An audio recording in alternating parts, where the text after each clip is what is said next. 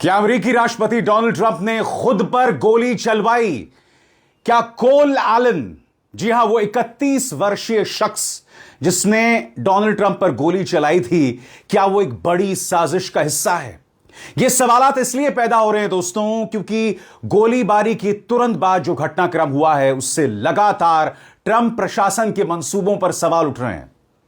मगर जो बड़ी खबर इस्लामाबाद से आ रही है दोस्तों, बातचीत रद्द हो गई है क्योंकि पाकिस्तान जो है इस्लामाबाद के आसपास पूरी जो सुरक्षा उसने कायम की हुई थी उसे उसने हटाना शुरू कर दिया है। इस बीच अब्बास अराक्ची पाकिस्तान आते हैं देर रात और फिर वहां से चले जाते हैं मॉस्को, यानी रशिया। बड़ा सवाल, क्या अब अब्बास अराक्ची रूस के राष्ट्रपति व्लादिमीर पुतिन से मिलेंगे? घटनाक्रम बहुत तेजी से बदल रहा है, मगर सबसे पहले वो घटनाक्रम जिससे दुनिया हिल गई थी। व्हाइट हाउस का प्रेस डिनर होता है और डोनाल्ड ट्रंप पर गोलीबारी होती है। जी हां, वो मंजर हम सब ने देखा था, मगर अब कई सवालात पैदा हो रहे हैं कई वीडियोस के बाद।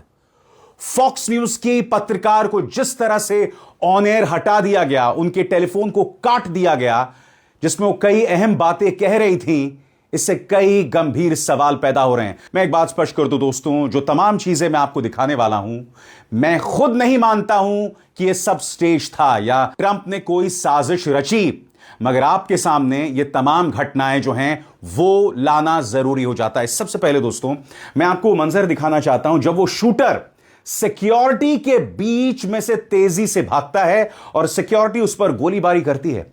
इस तस्वीर को देखिए दोस्तों, मैं आपसे एक सवाल पूछना चाहता हूं। अचानक यह व्यक्ति हाथ में बंदूक लिए कैसे इस तरह से दौड़ जाता है, वो भी व्हाइट हाउस के प्रेस डिनर में?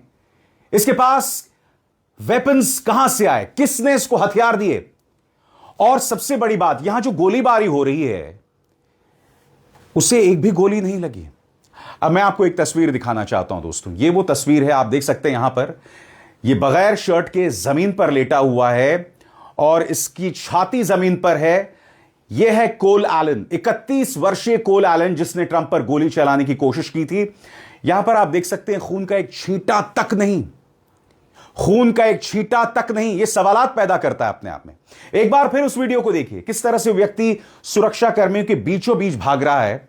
सुरक्षा कर्मी बाद में रिएक्ट करते हैं, गोली चलाते हैं और जब उसकी तस्वीर सामने आती है तो उसे एक जगह भी गोली नहीं लगी होती है। इस वक्त दोस्तों सोशल मीडिया में कई ऐसी तस्वीरें वायरल हो रही है जिसमें बताया जा रहा है कि कोल एलन की टी शर्ट पर आईडीएफ, इजरायली डिफेंस फोर्सेस की, उसने एक टी शर्ट पहन रखी थी। मैं स्पष्ट कर दूं, उस तस्वीर का कोई कॉन्फर्मेशन नहीं है जो तस्वीर इस वक्त वायरल हो रही है। हम उसकी विश्वसनीयता की पुष्टि नहीं कर सकते, मगर यह तस्वीर वायरल हो रही है जिसमें कोल एलन ने एक तस्वीर पहनी हुई है जिसमें लिखा हुआ है इजरायली डिफेंस फोर्सेस। मगर एक बार फिर हम दोबारा यहां चलना चाहते हैं, किस तरह से यह व्यक्ति निकल जाता है और कई सवालात पैदा होते हैं। और फिर जब डोनाल्ड ट्रंप आते हैं तो कहते हैं अगर नया बॉल रूम बन गया होता तो यह सब ना होता। यह व्यक्ति नए बॉल रूम के लिए यह सब करवा रहा है। इसके आलोचक कह रहे हैं कि बॉल रूम जहां पर लोग नाचते हैं। डोनाल्ड ट्रंप कहते हैं अगर नया बॉल रूम होता तो यह गोलीबारी नहीं होती। यानी कि व्हाइट हाउस का प्रेस डिनर हो रहा होता है, वहां सुरक्षा एकदम वाहियात है। कुछ भी कह रहे हैं डोनाल्ड ट्रंप, सुना जाए उन्होंने क्या कहा नए बॉल रूम के बारे में।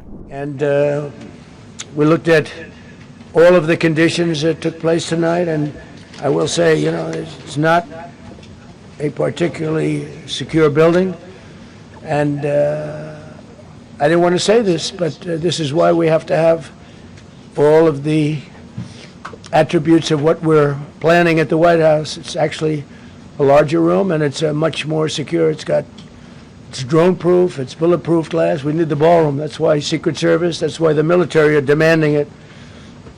They've wanted the ballroom for 150 years for lots of different reasons, but today's a little bit different because today we need levels of security that probably nobody's ever seen before.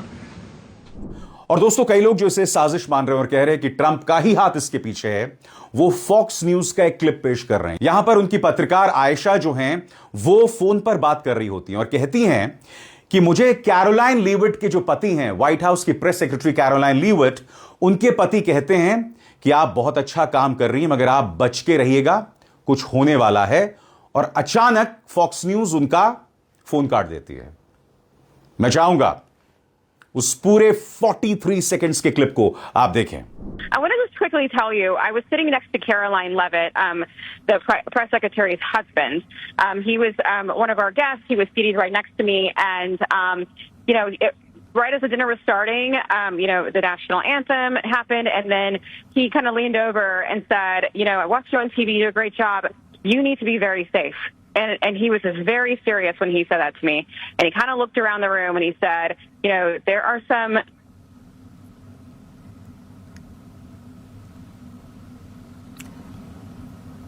Sounds like we lost Aisha's phone there. And this happens, by the way, especially when you have so many people attempting to utilize the same cell service at the same time. I did want to add this. While we had a moment, I was just... और बात वहां नहीं रुकती. Fox news को दिए गए interview में white house की सेक्रेटरी कैरोलाइन लीविट कहती हैं, शॉट्स विल बी फायर्ड. हालांकि मैं स्पष्ट कर दूं दोस्तों, शॉट्स विल बी फायर्ड का मतलब यह नहीं कि गोलियां चलेंगी. शॉट्स विल बी फायर्ड अक्सर जब जहां पर कैरोलाइन लीविट इसका इस्तेमाल कर रही है, इसका मतलब कि धमाका होगा. जो हम जश्न मना रहे हैं वो बहुत शानदार जश्न होगा. शानदार जश्न के बारे में भी अक्सर कहा जाता है शॉट्स विल बी फायर्ड. तो यहां पर जिस सबूत को कई लोग पेश कर रहे हैं कि भाई कैरोलाइन लीविट ने कह दिया था कि गोलियां चलेंगी, मैं उसे नहीं मानता हूं. सुनिए वैसे कैरोलाइन लीविट क्या कह रही हैं. I will tell you, this speech tonight will be classic Donald J. Trump. It'll be funny. It'll be entertaining. There will be some shots fired tonight in the room. So everyone should tune in. It's going to be really great. I'm looking forward to hearing it. I love it all. And you wrote most of it, you said. I can't take credit. In true Donald Trump fashion, the man puts his pen to the paper himself. So it's a lot of his own work. और बात वहां नहीं रुकती दोस्तों. कोल Elon जिसकी बात की जा रही है उसके बारे में कहा जा रहा है ये लेफ्ट विंग एक्सट्रीमिस्ट है. डोनाल्ड ट्रंप का कहना है ये आदमी एक लेफ्ट विंग एक्सट्रीमिस्ट है. और उसने अपने एक सोशल मीडिया पोस्ट में कहा है कि मुझे ट्रंप पसंद नहीं. ट्रंप जो एक गद्दार है, एक रेपिस्ट है और एक पीडोफाइल है. 60 न्यूज, अमेरिका के 60 न्यूज में जब डोनाल्ड ट्रंप से उसके इस बयान पर सवाल पूछा गया तो डोनाल्ड ट्रंप नाराज हो गए. उन्होंने शो के होस्ट जो हैं ओडोनल, उनसे कहा you are a disgrace. Donald Trump ने क्या कहा, गौर फरमाइए.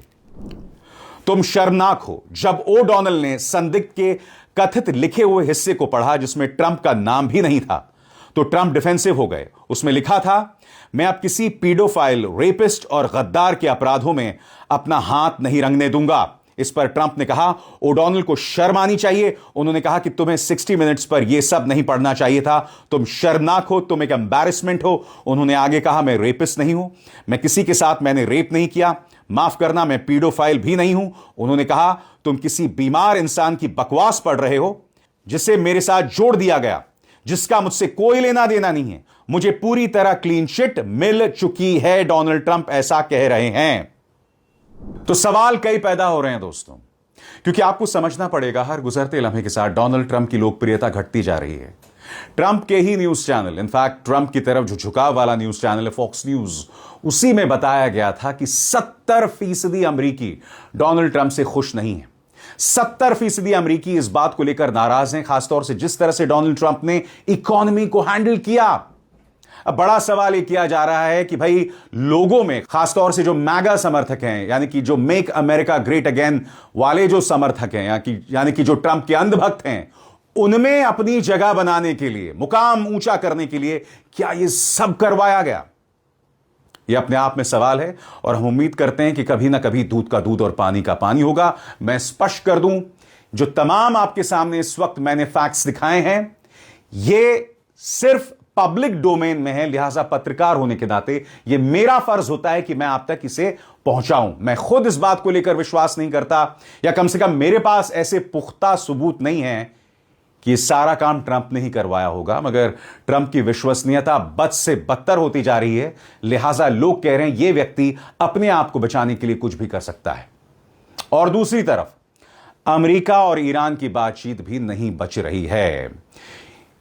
पाकिस्तान के डेप्यूटी प्राइम मिनिस्टर और विदेश मंत्री इशाक डर ने यह बयान जारी किया है जिससे पता चलता है कि बातचीत अब खत्म हो गई है. कम से कम आने वाले दिनों में बातचीत नहीं होने वाली है. आपकी स्क्रीन पर इशाक डर क्या कहते हैं.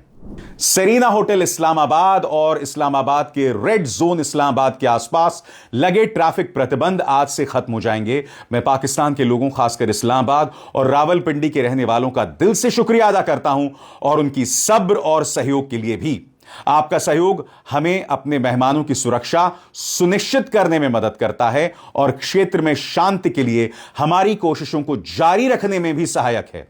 हम इन लक्ष्यों के लिए पूरी तरह प्रतिबद्ध हैं और आपके लगातार सहयोग, दुआओं और शुभकामनाओं के लिए आभारी हैं। ऐसा कह रहे हैं इशाक डर, यानी कि बातचीत कम से कम अगले 1-2 हफ्ते नहीं होने वाली। हालांकि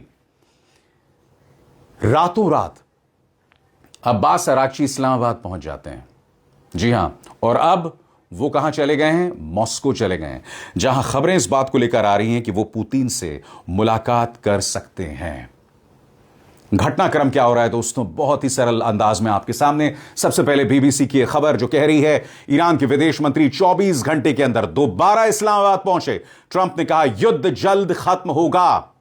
खबर, ईरान के विदेश मंत्री अब्बास अराक्ची 24 घंटे से भी कम वक्त में पाकिस्तान लौट आए हैं। अराक्ची शनिवार को ही इस्लामाबाद से ओमान गए थे। रविवार को मस्कट में उन्होंने ओमान के सुल्तान और अन्य अधिकारियों से मुलाकात की। तय कार्यक्रम के अनुसार अब्बास अराक्ची इस्लामाबाद में अधिकारियों के साथ बैठक के बाद मॉस्को के लिए रवाना हुए। इधर अमेरिकी राष्ट्रपति डोनाल्ड ट्रंप ने फिर कहा है कि ईरान के साथ युद्ध जल्द ही खत्म हो जाएगा और उनका देश जीत हासिल करेगा। ट्रंप ने यह भी कहा ईरान बात करना चाहता है तो वो संवाद कर सकते हैं, हमें फोन कर सकते हैं। इससे पहले शनिवार को ट्रंप ने पाकिस्तान में ईरान जंग पर होने वाली संभावित अमेरिकी डेलीगेशन की बैठक रद्द कर दी थी। यह फैसला उस समय लिया गया जब ईरान का डेलीगेशन इस्लामाबाद से निकल चुका था। इस बीच बीबीसी की अरबी सेवा की एक खबर के अनुसार पाकिस्तान में सरकारी सूत्रों ने रविवार को रॉयटर्स को बताया कि अमेरिकी सेना ने इस्लामाबाद में सुरक्षा उपकरण हटा दिए गए हैं, जिससे संकेत मिलता है कि जल्द ही बातचीत के लिए कोई अमेरिकी डेलीगेशन लौटने की संभावना नहीं है। अमेरिकी राष्ट्रपति डोनाल्ड ट्रंप ने शनिवार को घोषणा की थी कि उन्होंने अमेरिकी प्रतिनिधिमंडल की पाकिस्तान यात्रा रद्द कर दी है। यानी 2 चीजें हो रही हैं, एक तो पाकिस्तान ने ही सुरक्षा हटानी शुरू कर दी है और अमेरिका ने भी जो सुरक्षा उपकरण लगाए थे वो भी अब हटा रहा है, जिससे साफ हो जाता है दोस्तों कि कम से कम अगले 1-2 हफ्ते यह बातचीत नहीं हो रही। और याद कीजिएगा, मैं आपसे लगातार शुरू से ही कह रहा हूं कि यह बातचीत नहीं होने वाली है, नहीं होने वाली है। डोनाल्ड ट्रंप लगातार कह रहे थे, मगर अभी भी गतिरोध बना हुआ है।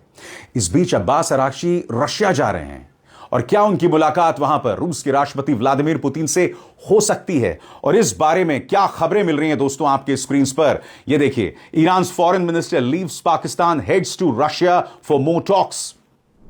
शनिवार को अब्बास अराक्ची ने पाकिस्तान के आर्मी चीफ आसिम मुनीर, जो एक अहम मीडिएटर हैं, प्रधानमंत्री शहबाज शरीफ और विदेश मंत्री इशाक डार से मुलाकात की। उसके बाद वो मस्कट चले गए। रविवार को वापस इस्लामाबाद लौट आए थे। रूस में ईरान के विदेश मंत्रालय ने कहा कि वो सीनियर अधिकारियों से बात करेंगे। Ministry of foreign affairs of Russia ने भी कंफर्म किया कि अराक्ची मॉस्को जाएंगे, लेकिन यह नहीं बताया कि वो व्लादिमीर पुतिन से मिलेंगे या नहीं। इन लगातार बैठकों के बीच अराक्ची ने अमेरिका के इरादों पर शक जताया है और कहा है कि अभी देखना बाकी है कि क्या अमेरिका वाकई कूटनीति को लेकर गंभीर है या नहीं। इस वक्त ईरान जो है ना दोस्तों, वो बहुत तेजी से अपनी डिप्लोमैटिक गतिविधियां बढ़ा रहा है। 2 बार पाकिस्तान गया, इसके बाद इस वक्त रशिया जा रहा है, जहां हो सकता है पुतिन से मुलाकात हो। इसके अलावा मध्य पूर्व में भी, जी हां, अब्बास अराक्ची मध्य पूर्व में भी तमाम देशों से मिल रहे हैं। यानी कि ईरान कहीं ना कहीं डिप्लोमैटिकली अपने लिए और जमीन पुख्ता कर रहा है। यह ना भूलें कि खाड़ी देशों में उसने हमला किया था अमेरिकी ठिकानों पर, जिसको लेकर कई खाड़ी देश के हुक्मरान ईरान से नाराज हैं और इसको लेकर अब ईरान जो है वो मध्य पूर्व की यात्रा कर रहा है। और हमें क्या जानकारियां मिल रही हैं आपके स्क्रीन पर? मध्य पूर्व देशों से बातचीत। ईरानी विदेश मंत्री ने संघर्ष विराम और राजनयिक मुद्दों पर चर्चा करने के लिए मिस्र और तुर्की के विदेश मंत्रियों के साथ टेलीफोन पर बातचीत की। अराक्ची और मिस्र के उनके समकक्ष बद्र अब्देल अत्ती ने कूटनीति, अमेरिका इस्राएल युद्धों में संघर्ष विराम और क्षेत्र में ताजा घटनाक्रमों पर चर्चा की। अब्बास अराक्ची ने तुर्की के विदेश मंत्री हकन फिदान से भी फोन पर बात की और उन्हें संघर्ष विराम से जुड़े ताजा घटनाक्रमों और कूटनीतिक प्रयासों के बारे में जानकारी दी। उधर तुर्की के विदेश मंत्री हकान फिदान ने अमेरिकी वार्ताकारों और उनके ईरान और पाकिस्तानी काउंटर पार्ट्स के साथ यानी समकक्षों के साथ वार्ता के दौरान हुई प्रगति पर यानी कि तरक्की पर चर्चा की। तुर्की के विदेश मंत्रालय के एक सूत्र के अनुसार तुर्की के विदेश मंत्री हाकान फिदान ने अमेरिकी डेलीगेट्स के साथ फोन पर बात की, जिसमें उन्होंने ईरान और अमेरिका के बीच वार्ता में नवीनतम घटना पर चर्चा की। तो आप देख सकते हैं, एक तरफ अब्बास अराक्ची ओमान पहुंचते हैं, वहां के शासक से मिलते हैं और समानांतर तौर पर लगातार वो बातचीत कर रहे हैं फोन पर मध्य पूर्व के अलग अलग देशों के साथ। जैसे मैंने कहा दोस्तों, यह युद्ध डिप्लोमैटिकली ईरान फेयर एंड स्क्वायर जीत चुका है और घटनाक्रम बहुत तेजी से होता जा रहा है दोस्तों। अगर वाकई जो दावा किया जा रहा है कि कोल एलन दरअसल ट्रंप का मोहरा है, अगर उसमें इतनी सी भी सच्चाई हो, क्योंकि दोस्तों एक बात तय है, साफ तौर पर सुरक्षा में कमी है और वो सबूत हमारे सामने है। बीचों बीच वो व्यक्ति भाग जाता है, इतनी आसानी से कोई भी व्यक्ति दौड़ सकता है और खासतौर से हाथ में हथियार लेके। ये तमाम चीजें बताती हैं कि यह मामला इतना आसान नहीं है। Things are not so simple, things are not what they seem to be. जो दिख रहा है वो है नहीं, और यही वजह है ये तमाम फैक्ट्स मैं आपके सामने ला रहा हूं। अभिसार शर्मा को दीजिए इजाजत। नमस्कार।